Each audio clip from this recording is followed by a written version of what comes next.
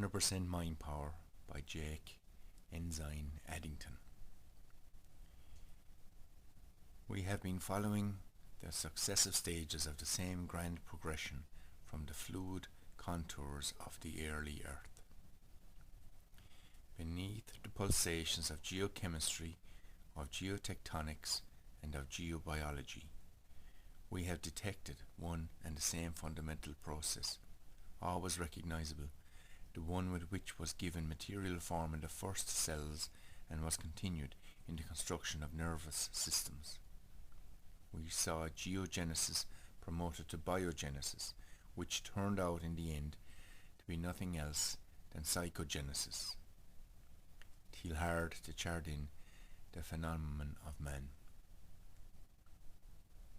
The action of thought power is not limited to a circumscribed individuality.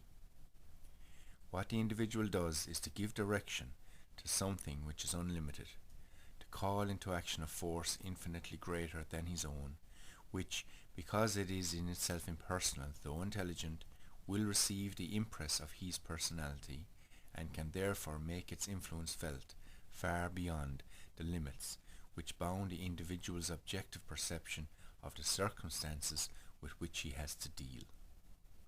Thomas Troward, Edinburgh Lectures. The starting point, an introduction to a new life. 16 years spent in the business world as a practicing attorney, plus 20 years in the ministry, have taught me one thing. Man is his own worst enemy. It would be safe to say that during the time I have counselled with well over 20,000 troubled people, each one thought that his problems was unique. Yet, in my eyes, each one had the same problem. Each one had, in some way, underrated himself and his capacity to succeed in life. Each one had failed to direct his own mind into right avenues that would bring him fulfillment. Each one thought that life was against him, when the truth was he was against himself. I discovered that there was a law of mind that worked in every instance if the person involved was willing to give it a try.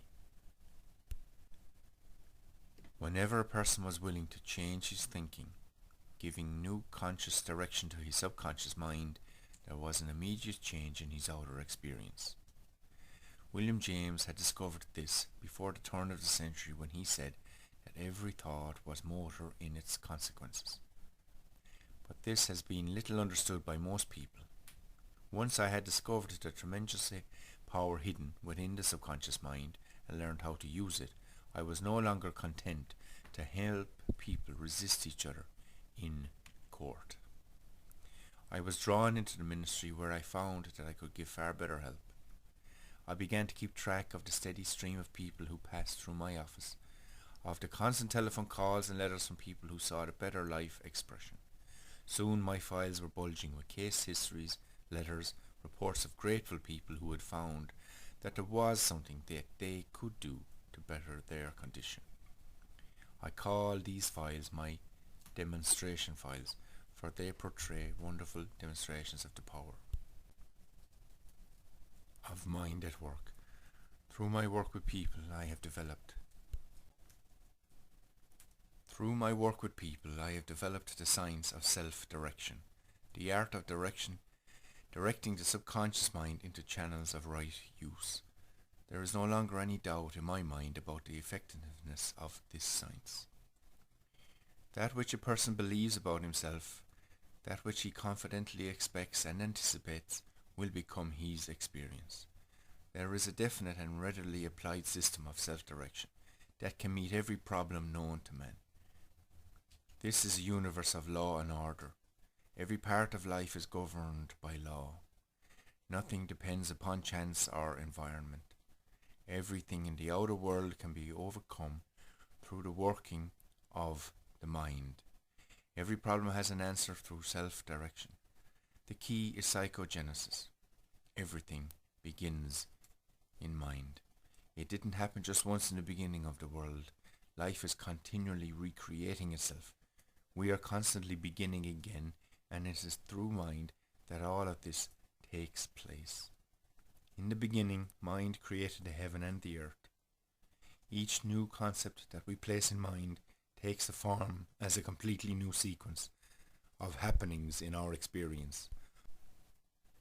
In this book, I have endeavored to present answers to some of the most common problems that have been presented to me, problems that have been overcome at one time or another by people with whom I have worked, with the hope that now many more people can be helped through self-direction. The law that we use in self-direction is this: every thought that one consciously thinks makes an impression on the subconscious mind that will express itself as action according to the strength and the desire contained within the thought. We all need to learn how to clean up the subconscious mind, rooting out of it the things that we do not choose to experience. We need to prove that we can take dominion of our thinking, thereby taking dominion over our lives, that we can give the orders to our own subconscious minds and know that they will be precisely executed with the cooperation of all of the power and wisdom of the universe. Self-direction is the art of redirecting the subconscious mind in a positive way, knowing that mind will follow through and carry out our positive directions. Psychogenesis is the principle. Everything begins in mind. Self-direction is the way to use it. I offer you now the opportunity to become the master of your fate. Through an understanding of psychogenesis, it is simpler than you may think. It makes no difference whether you are a housewife, a businessman, a salesman, a teacher, or a student. Once you understand how to use psychogenesis through self-direction, you can learn to relax at will, overcome any bad habit pattern that bothers you, sleep like a baby, get along better with others, have a happy marriage, and succeed beyond your fondest dreams in everything you undertake. Jack Ensign Addington.